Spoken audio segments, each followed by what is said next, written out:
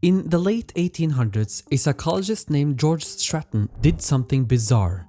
He wore special goggles that flipped his vision upside down. For days, he saw the entire world inverted. But after about a week, something incredible happened. His brain adapted. The upside down world started to feel normal. Now, the interesting part with this is that you and I also see the world upside down every day. We just don't notice. When something enters your visual field, the available light bounces off that object and enters your eyes. It first passes through the cornea, then through the pupil, which is adjusted by the iris, and reaches the lens. The lens bends and focuses the light onto the retina, and at this point, the image is actually upside down. The retina is a thin layer of tissue at the back of the eyeball that contains over 100 million light-sensitive cells. These cells convert the light coming in into nerve signals and take that nerve signal outwards again towards the optic nerve. The optic nerve then takes that signal straight to the visual cortex at the back of your brain, and that is where the image is processed and flipped the right way up. All of this happens instantly. So if the brain is doing the seeing, what exactly are the eyes doing? How do structures like the cornea, lens, and the retina work together to transform simple light into something your brain can understand? In this video, we are going to break down the anatomy of the human eye, and we are going to do that by first going through the layers of the eye, the tunics, which are basically going to be the fibrous layer, like the sclera and the cornea, vascular layer, like the choroid, ciliary bodies, and iris, and nervous layer, the retina. We are also going to cover the anterior and posterior segments of the eyes and why they matter. We will be going through the flow of the aqueous humor. Then we will go through the accessory visual structures like the eyelids and the tear production system.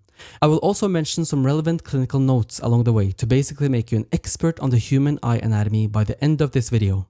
What's up everyone, my name is Time. I'm a medical doctor and I make animated medical lectures to make different topics in medicine visually easier to understand. If you would like a PDF version or a quiz of this presentation, you can find it on my website along with organized video lectures to help with your studies. Alright, let's get started. We will start with the very basic concept as if you don't know anything about the eyeball, except that the eyeballs are in the socket of the orbits, right? Let's remove one eyeball and put it on the screen. The eye is a highly specialized sensory organ whose entire job is to take incoming light and convert it into electrical signals. Those signals are then carried by the optic nerve straight to the occipital cortex of the brain for processing. So technically, your eyes are not doing the seeing, the brain is. The eyes are just a hardware that captures and transmits the data.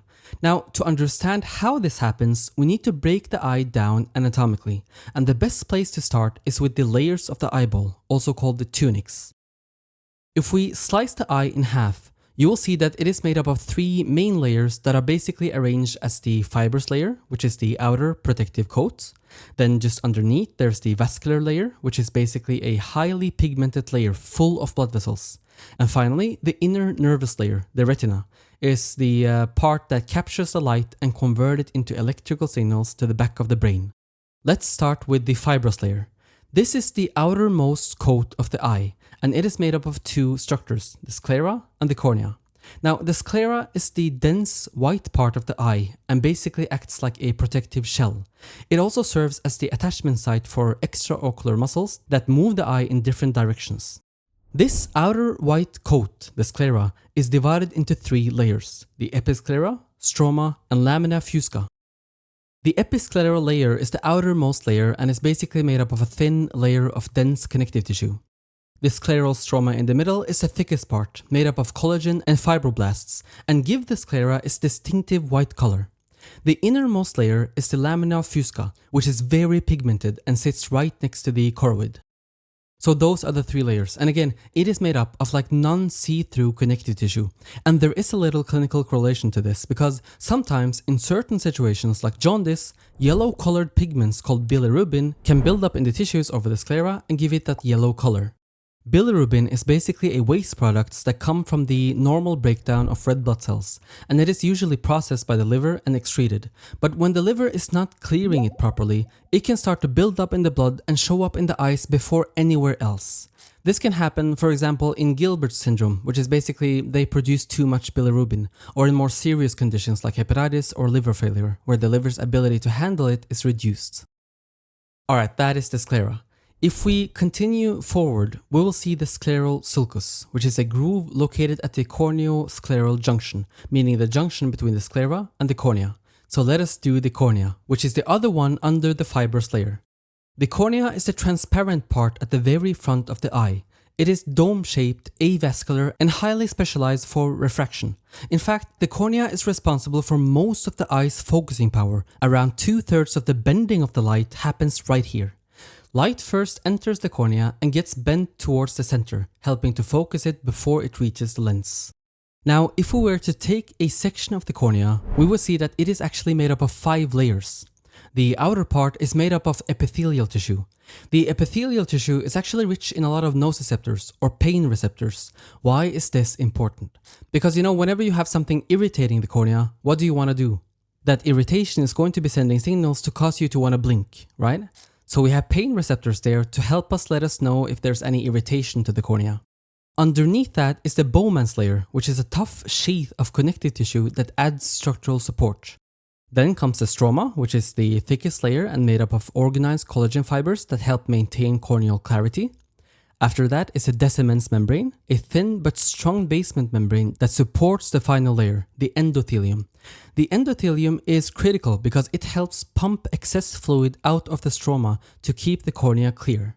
Now, what's interesting with the cornea is that it is considered avascular, meaning it doesn't really have a lot of blood supply, specifically the epithelial layer too. So because of that, that's kind of interesting. That is why you can actually do corneal transplant from one person to another without having any type of rejection, because there's no immune molecules in that vicinity. Alright, so that was the fibrous tunic, made up of the sclera and the cornea. Let's now move over to the next part, which is the vascular layer. The vascular layer is made up of the choroid, which continues as the ciliary body and then as the iris. Let's do the choroid first.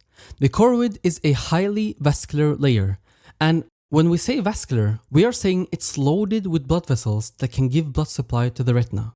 Second thing is that it is also a pigmented membrane, and that pigmentation is important because it has a very specific physiological role. When light rays enters the eye, they can bounce around and scatter in different directions, and if that scattered light reaches different parts of the retina, it can actually interfere with the sharpness of the visual signal. We don't want that because that can affect the quality of what you are seeing. So what happens is, the choroid helps absorb any excess light rays that are not being focused, which prevents internal reflection and scattering.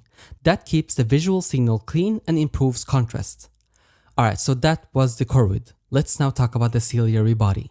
The ciliary body is a direct continuation of the choroid, and it eventually continues as the iris. Now, the ciliary body is interesting because it has 2 main functions. First is that it is involved in accommodation, which is just a fancy way of saying it helps change the shape of the lens so we can focus on things up close or far away. Now, the ciliary body itself is made up of this base part called the ciliary ring. And then you have this folded region called the corona ciliaris, and if you zoom in on that, you will see these little ridges and bumps. Those are called the ciliary folds and processes. Attached to those folds are these suspensory ligaments called the zonular fibers, and they connect directly to the lens. So now, how does this whole system actually adjust the lens? That's where the ciliary muscles comes in. The ciliary muscle is a part of the ciliary body, and it is divided into radial fibers and circular fibers. Some sources also mention the longitudinal fibers, but the 2 main ones to remember are the radial and circular. These muscle fibers are under parasympathetic control, which is very important to understand because that's what actually drives accommodation. The parasympathetic fibers come from the Edinger-Westphal nucleus.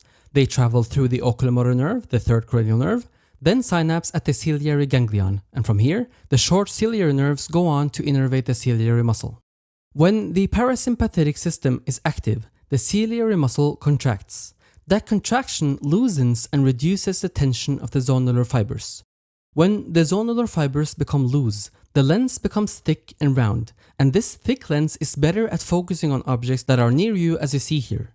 But there is also some sympathetic innervation. It works through beta-2 receptors in the ciliary muscles, and instead of activating accommodation, it kind of works the opposite way. It relaxes the muscle, makes the zonular fibers tight, and flattens the lens, so that's more helpful for far vision. So sympathetic doesn't drive accommodation, but it can oppose or inhibit it pushing the eyes towards distant focus. So again, that parasympathetic pathway is Edinger-Westphal nucleus, oculomotor nerve, ciliary ganglion, short ciliary nerves, then ciliary muscle, and also the sphincter pupillae at the iris, which we will look at very soon. Now, the second function of the ciliary body is that it produces aqueous humor. This is secreted through the non-pigmented ciliary epithelium, which is part of the ciliary processes. That aqueous humor then flows from the posterior chamber through the pupils into the anterior chamber. From here, it drains out via the trabecular meshwork and into the canal of Schlemm, eventually reaching the episcleral veins. Alright, so the choroid continues as a ciliary body, and the ciliary body continues forward and is attached to the iris. So let's do the iris. The iris is this beautiful colored part of the eye that is actually a highly pigmented structure, rich in melanocytes. The amount and type of melanin here basically determines your eye color. More melanin gives you darker eyes, less melanin gives you lighter eyes. Now, functionally, the iris controls how much light enters the eye, and it does that because it surrounds an opening called the pupil. It is able to control this opening because within the iris, there are two smooth muscles that regulate the sides of the pupil.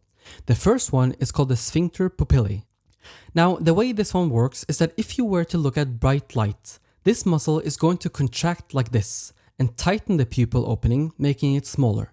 This is called miosis. So sphincter pupillae causes pupillary constriction called miosis, and it is controlled by parasympathetic fibers, the same pathway we saw earlier through Edinger-Westphal, third cranial nerve, ciliary ganglion, and the short ciliary nerves.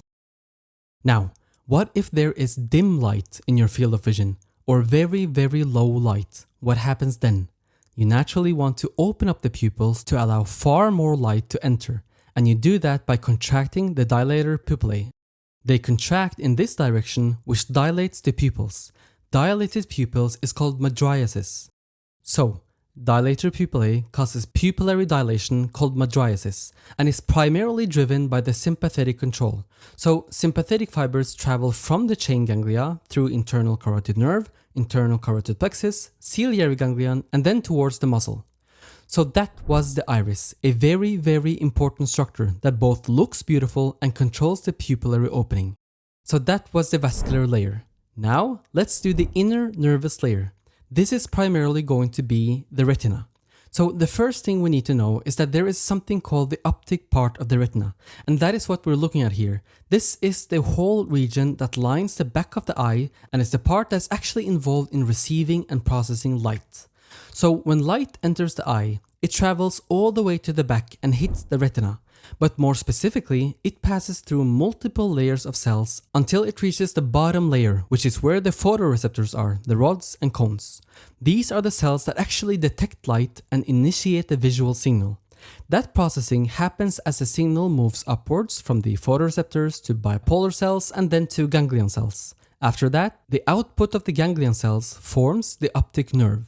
So you can see how the light travels inwards and then the neural communication travels in the opposite direction towards the brain.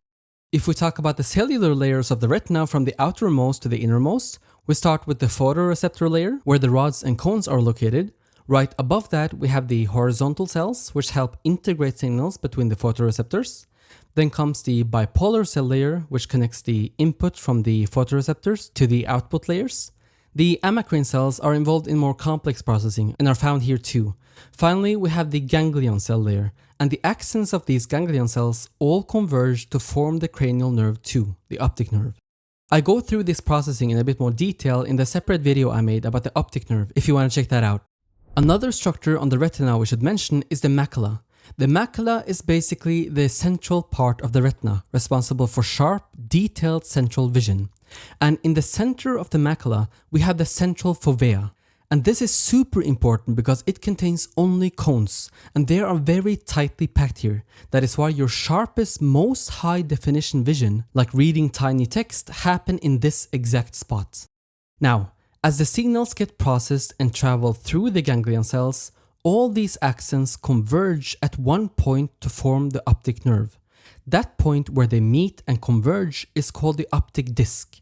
And this region is actually a blind spot because there are no photoreceptors here. It's just the exit point of all the nerve fibers leaving the retina and going to the brain. Now, what else can we see in the neural layer?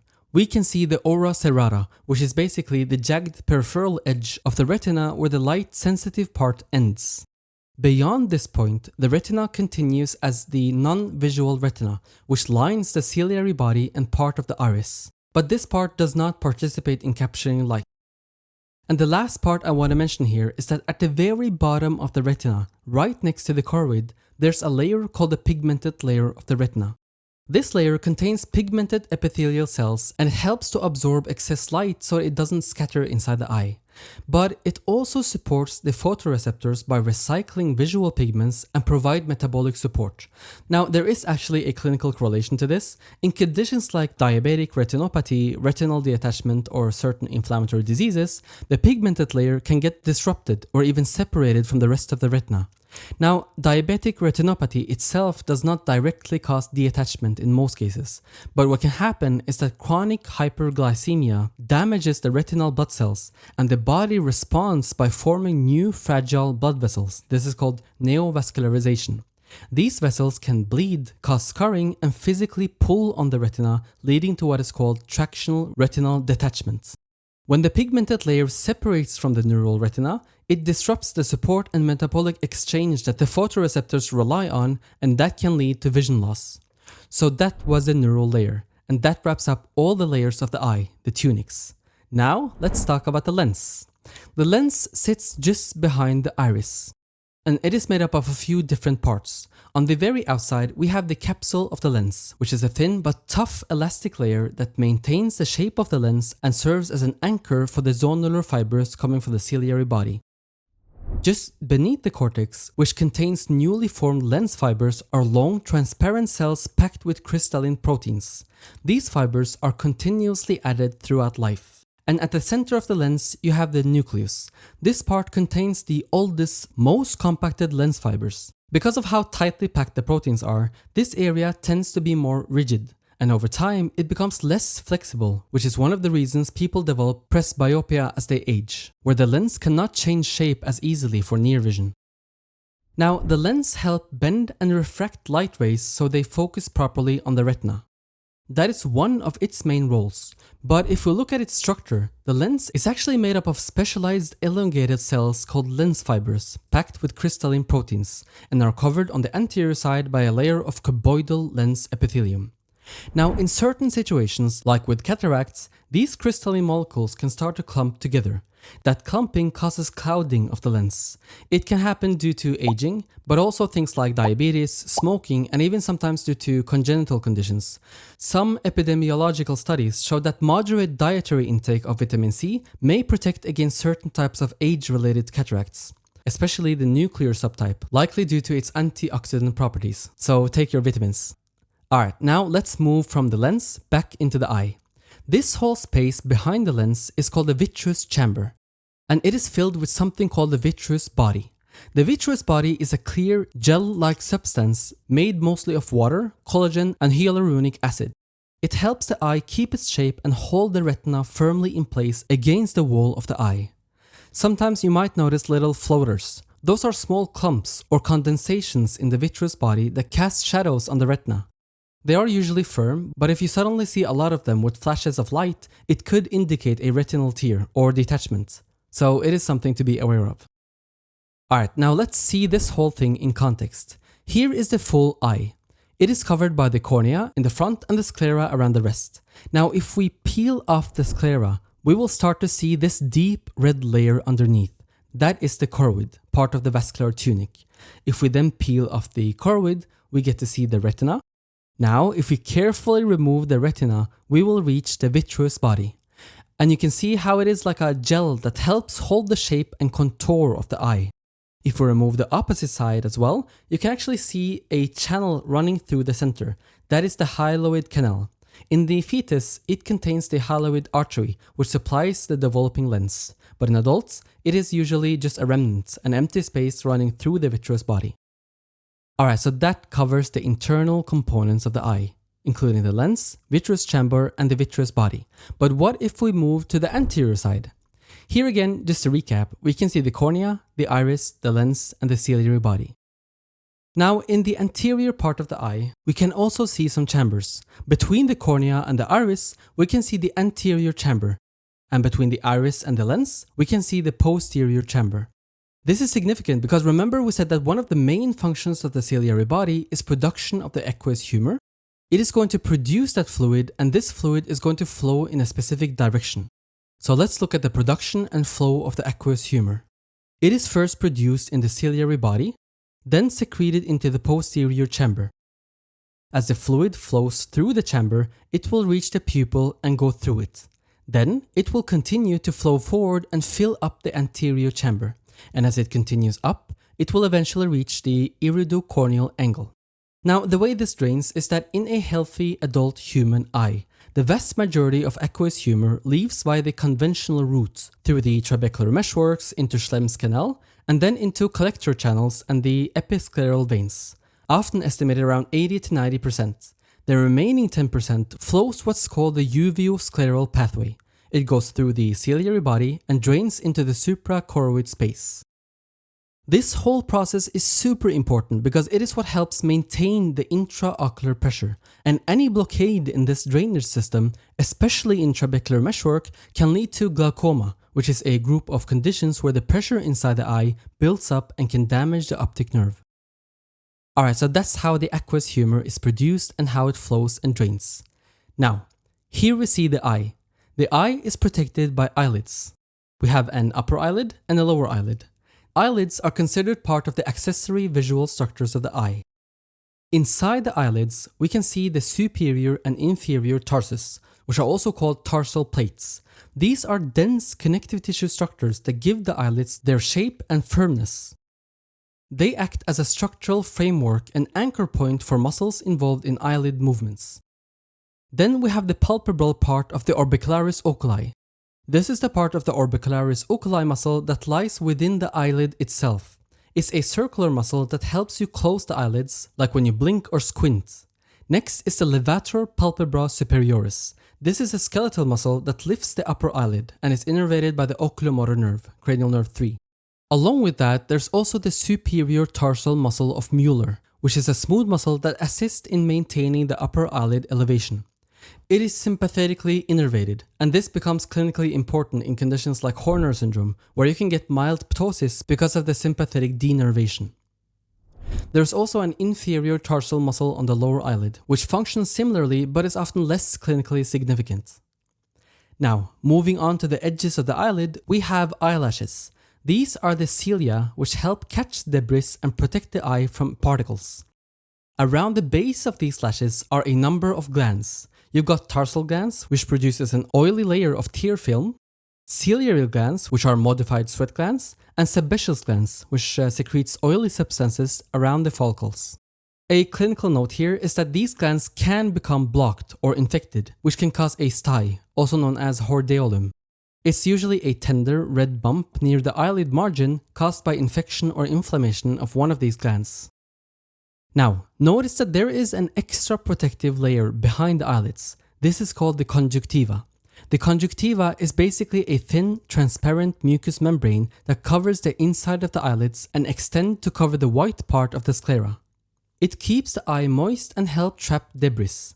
If it's behind the eyelids, it's called the palpebral conjunctiva. Then we have the superior conjunctival fornix, which is where the conjunctiva folds. Covering the sclera is the bulbar conjunctiva.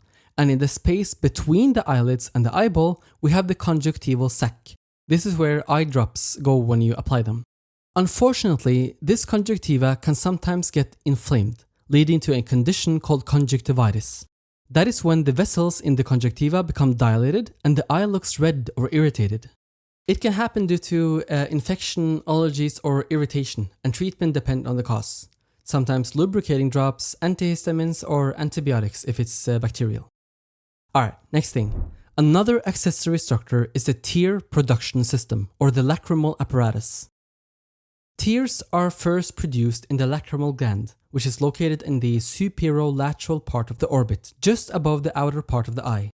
Tear secretion is primarily stimulated by the parasympathetic nervous system via the facial nerve, cranial nerve 7.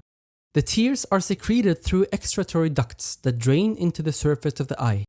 There are also some smaller conjunctival glands that help support this by providing mucus and additional tear components. From here, the tears travel medially along the surface of the eye towards the lacrimal caruncle, which is a small pink structure in the medial canthus of the eye. The tears then drain through the superior and inferior lacrimal puncta, tiny openings at the edge of each eyelid, and enters the lacrimal canaliculi. From here, they move into the lacrimal sac and then down through the nasolacrimal duct, which empties into the inferior nasal meatus inside the nasal cavity. So, in context, the lacrimal gland sits on the upper lateral edge of the orbit, while the nasolacrimal duct drains down medially into the nose. This explains why your nose runs when you cry. The tears are literally draining into the nasal cavity. Tears are produced and flow across the eye to keep it moist and clear of debris, and they either drain into the nasal cavity or spill over the eyelids if production exceeds drainage. So that was all I had for the anatomy of the eye. I really hope you found that helpful. I've made free courses for other topics here on YouTube if you want to keep learning. Otherwise, if you want a handmade PDF version of this lecture, take a quiz to test your knowledge, or access an organized list of all my videos, you can find everything on my website. Thanks for watching, see you in the next one.